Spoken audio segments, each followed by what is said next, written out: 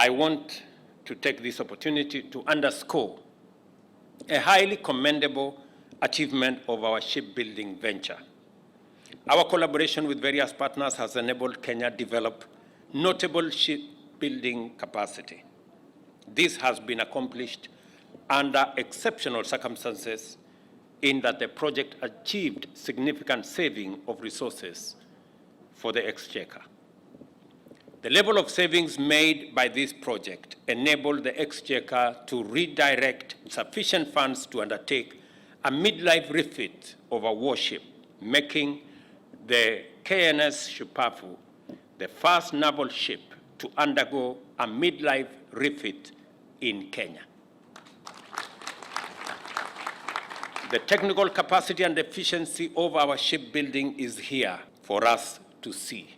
And I was very pleasantly happy today when I launched the KNS Shupavu, which has just gotten into the waters a few minutes ago. That was done with partners, and I want to thank Damen for being our reliable partners, but also the many men and women from Kenya who did a fabulous job. I was very happy to see the level of expertise and finesse in the completion of the ship I just saw outside here. In fact, I saw exactly the same thing when we went to Amsterdam. And therefore, it confirms to me that what we have here is world class. Congratulations, General Otieno and your team. We are going to commit public resources to train these men and women so that they can do a better job of harvesting and unlocking the resources that are there in our ocean. And number three, we must be consistent in building the other pieces of infrastructure, landing sites, cold rooms, value addition facilities. All that ecosystem is necessary. And today in the afternoon, we were informed that there is a boat that is being manufactured at almost half the price here in Mombasa for purposes of fishing. And I want to encourage Kenya Shipyard Limited to look at the possibilities of working with the private sector so that we can develop bigger capacity of fish harvesting boats and other gears that will help us unlock that huge potential. I want to insist that we must get the contribution of the blue economy to our GDP from 20 billion to 120 billion in the next 3 years. I am delighted to join you today for the celebration of the great work and commendable achievement that has been and has enabled us to reach this tremendous milestone so soon after commissioning the 2,000-ton slipway, which this afternoon I had the privilege to operate. This encouraging progress places our nation firmly on the foundation for takeoff and launches us on a sound trajectory of excellence in maritime engineering. This is an important achievement because it enables Kenya to fulfill the imperatives arising from its highly strategic geographical location, both in terms of opportunities as well as threats in connection with national interest.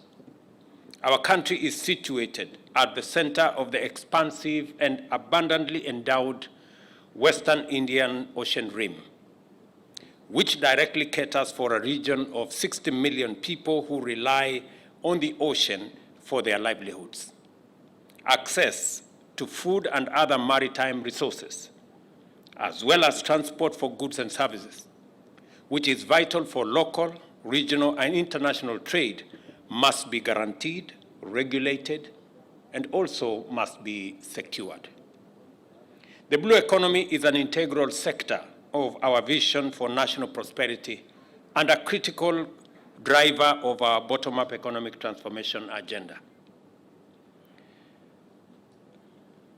The current performance of the sector has not meaningfully been exploited, and the immense potential that lies in the ocean, and neither has it begun to contribute significantly to our GDP.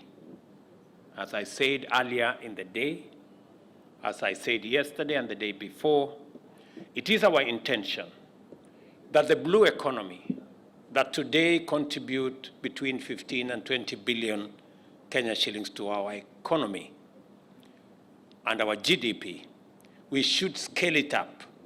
And with the interventions and programs and incentives that we're going to provide, it is our intention to increase the contribution of the blue economy from 15 to 100 billion shillings every year.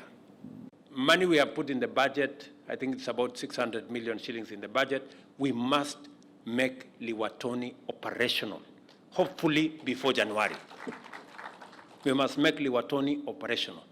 And we must get the private sector to come on board so that they can use the Liwatoni facility to process, the fish resources that are available. And as we do that, I hope backwards we will be working on making sure that our fishermen and women are doing their part. We have a whole plan on how to unlock this. I am also looking forward to Kenya Shipyard Limited working with the private sector and working with our TVETs and working with our universities so that we can also carry them on board and build the necessary skills, competencies, so that we can drive the whole shipping space into the future. We are in a very strategic geographical location. We must take full advantage of our location. And it will be a crime if we don't take advantage of the strategic geolocation that we have as a country. I am very happy that next door in Dongokundu, we now have investors, and shortly we will be breaking ground with those investors. Dongokundu is another big facility that we must unlock. We've been discussing Dongokundu for many years. Now is the time to actualize the vision around Dongokundu. The whole blue economy ecosystem is in our radar. Just this weekend alone, we have given out 550 million shillings to blue economy operators. From Lamu, we will end up tomorrow in Kwale. And we want to build, as I said, the whole blue economy ecosystem, from fishermen to coxswains, building infrastructure, landing sites, cold rooms. I have given firm instructions on both the ship market here in the fish market, fish market here in Likoni, to the facility that we have in Liwatoni, and to make sure that the 9 landing sites that we have undertaken to build are complete, all of them, before the end of this year. I have also given very firm instructions that the facility that we are developing in Shimoni, and I'm happy that the people from Kenya Ports Authority, are here, that again, that whole infrastructure around supporting the unlocking of the potential that exists in our blue economy resources is an exercise that we are seized with and we must deliver on.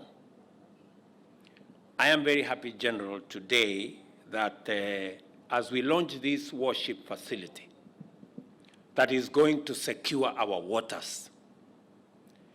Securing our waters will have much more meaning if we can harvest the resources in our waters.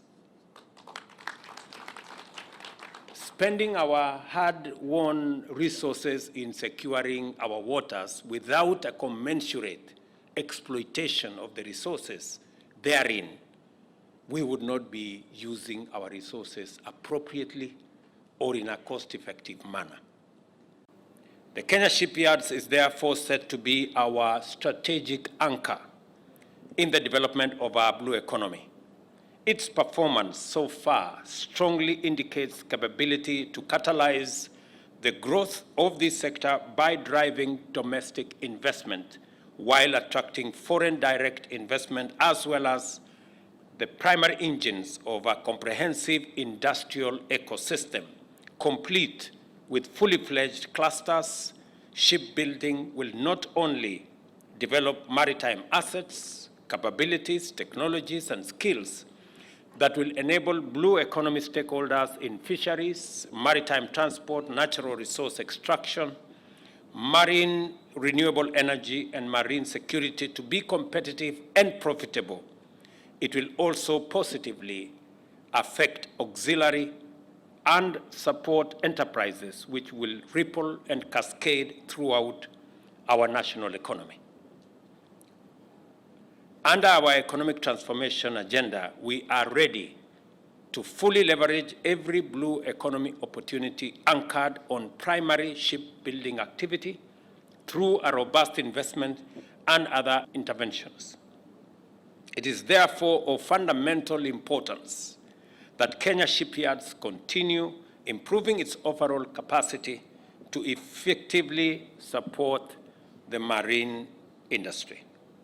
Even as we focus on the immense opportunities in our blue economy, especially given our advantageous location, we remain equally cognizant and highly vigilant of the fact that our region's oceans and littoral areas are under a variety of serious threats. Aside from security threats, the Western Indian Ocean Rim is also facing the threats of climate change as well as anthropogenic harm to the marine ecosystem. Warships call for complex engineering and demand specialized scientific and technological expertise. The people of Kenya are very proud of our partners' leadership and all the staff who have made this proud achievement possible. I commend the Ministries of Defense and National Treasury, as well as Shipyards Limited, together with its technical partners, led by Damen Goringem, for a very excellent delivery of the work they have done. I am proud to preside over this ceremony as we dedicate the KNS Shupavu to rejoin the fleet and resume operations in fulfillment of the constitutional mandate of our Kenya Defense to defend and protect the sovereignty and territorial integrity of our republic. State and non-state actors, attracted by the compelling geographic importance of our region, have embarked on aggressive exploitation of our marine resources, while some also conduct illegal activities, often to our detriment. It goes without saying that we have a primary constitutional and sovereign mandate to protect the waters around us and to sustainably manage the resources in them for the benefit of present and future generations. This is not a mandate we are about to neglect. Rather, it is one we shall undertake with zeal. We therefore have every excellent reason to remain ever more committed to our maritime domain and the blue economy, and to make sure that we increase its promise to deliver abundant opportunities for the people of Kenya. We are proud stakeholders in important international frameworks and active leaders of critical institutions. We are committed to the implementation of the United Nations Agenda 2030 in regard to sustainable development of the blue economy. At the same time, we are feasible and vocal members of the Blue Economy Action Group, where we articulate and implement the Commonwealth Blue Charter to steward better collective use of blue resources. Kenya recognizes that marine security and safety is essential for freedom of navigation. Therefore, we are an active member of the International Maritime Organization and are also a signatory to the Djibouti Code of Conduct and a member of the contact group on piracy off the coast of Somalia as well.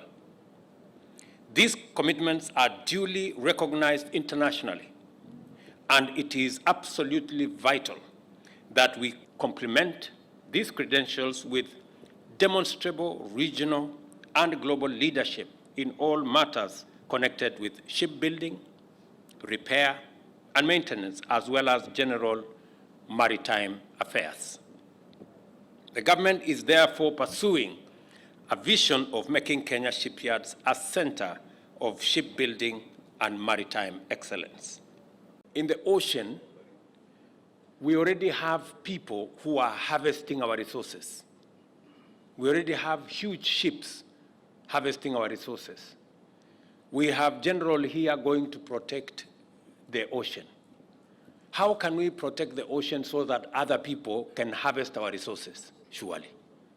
We must build our own capacity, and we must create the partnership between government of Kenya, all the departments involved, the private sector, so that we can unlock the potential that exists in our blue economy, in the ocean resources that we have, so that we can do three things. Number one, we can enhance food security in Kenya.